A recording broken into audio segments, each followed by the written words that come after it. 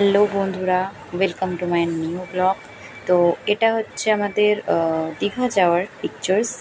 তো দেখো, দীঘায় বাসে করে আমরা গেছিলাম। তো আমাদের বনগাঁ থেকেই বাস ছিল, বনগাঁ টু দীঘা। দেখো আমাদের বাস চলে এসছে অলরেডি। তো আমরা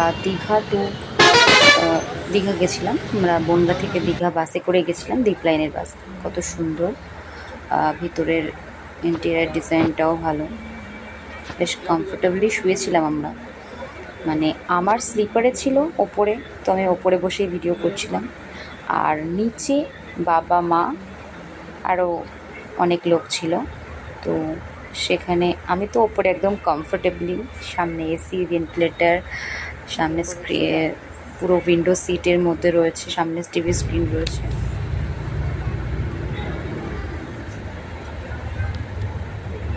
স্লিপারে শুয়ে পড়েছি অলরেডি।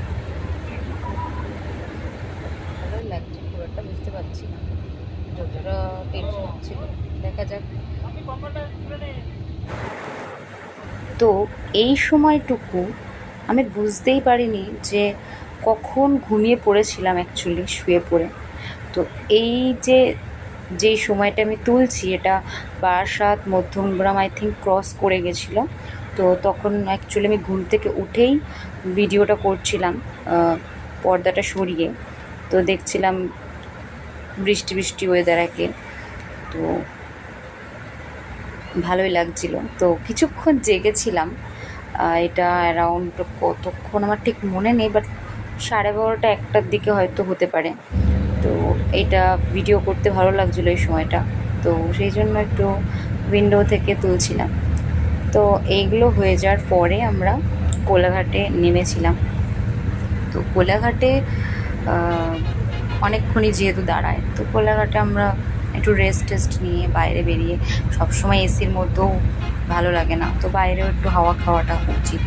তো আমরা ওখানে কিছুক্ষণ দাঁড়িয়ে রেস্ট করে একদম তারপরে আবার উঠেছিলাম।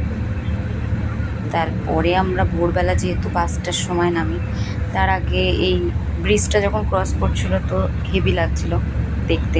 বালির ব্রিজ ক্রস করছিলাম, একদম খুব সুন্দর লাগছিল। সবাই নিচে থেকে দেখছিল, আমি ওপর থেকে দেখছিলাম, তো দৃশ্য আলাদা। তো সবাই বাসে মোটামুটি জেগেই থাকে, বাট আমি কিন্তু ওপরে হেভি ঘুমিয়েছি অ্যাকচুয়ালি। মানে ঘুমাতে পেরেছি। আমি ভাবছিলাম, ভয় ছিল যে বাসে আমি শুতে পারবো কি না, বুঝতে পারবো কি না। বসাটা তো একদমই